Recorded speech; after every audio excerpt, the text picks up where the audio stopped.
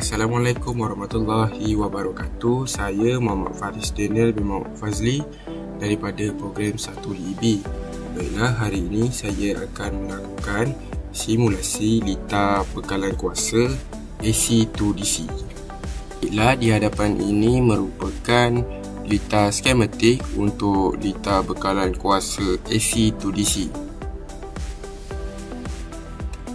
Baiklah, di sini merupakan senarai instrumen yang akan kita gunakan untuk melakukan pendawaian pada litar AC2DC di aplikasi Proteus. Baiklah, instrumen pertama ialah V-Syn. Kita menggunakan amplitude 311, frekuensi sebanyak 50Hz.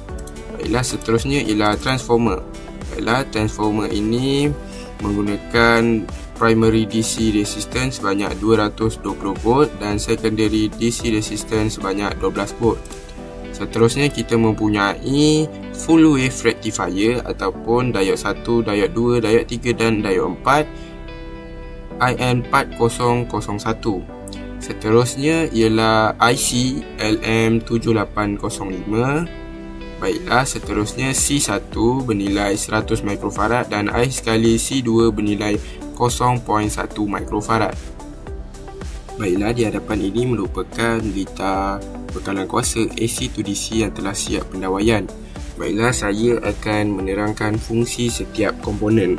Baiklah, yang pertama ialah transformer. Baiklah, transformer berfungsi untuk menurunkan voltan AC 220V kepada 12V AC supaya sesuai digunakan dalam litar elektronik.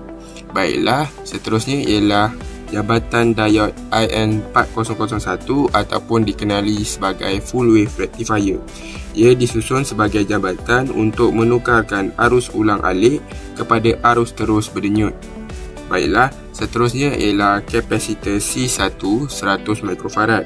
Ia berfungsi untuk menapis dan menstabilkan arus DC dengan mengurangkan riak voltan selepas penerusan. Baiklah, seterusnya ialah IC LM7805. Ia digunakan untuk menstabilkan voltan keluaran pada nilai tetap iaitu 5V DC walaupun berlaku perubahan pada voltan masukan. Dan akhir sekali ialah C2 iaitu 0.1 mikrofarad.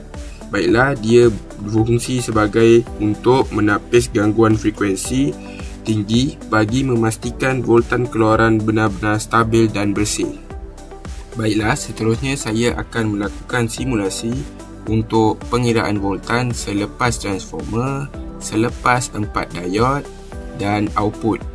Baiklah, untuk melakukan simulasi kita perlu runkan. Baiklah, untuk bacaan voltan selepas transformer, ia menunjukkan sebanyak 12V AC. Baiklah, untuk selepas 4 diode, bacaan menunjukkan 15V DC. Dan akhir sekali untuk bahagian output, bacaan menunjukkan 5V DC. Baiklah, seterusnya saya akan melakukan simulasi untuk melihat gelombang selepas transformer dan pada bahagian output dengan menggunakan osiloskop. Baiklah, pertama kita perlu melakukan penyambungan probe pada bahagian selepas transformer dan pada bahagian output. Baiklah, saya menggunakan channel A dan channel B. Baiklah, untuk melihat gelombang kita perlu runkan dia. Pergi pada bahagian debug, digital oscilloscope, auto.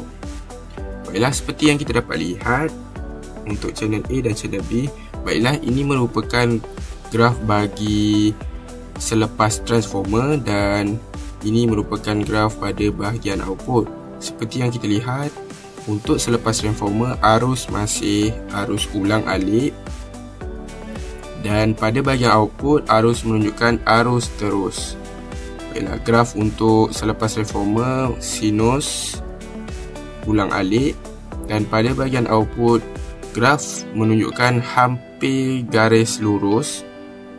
Baiklah, ia menunjukkan bahawa arus yang melalui LN7805 merupakan arus terus. Baiklah, itu saja perkongsian dari saya, Muhammad Faris Daniel bin Muhammad Fazli daripada program 1DB. Sekian, terima kasih.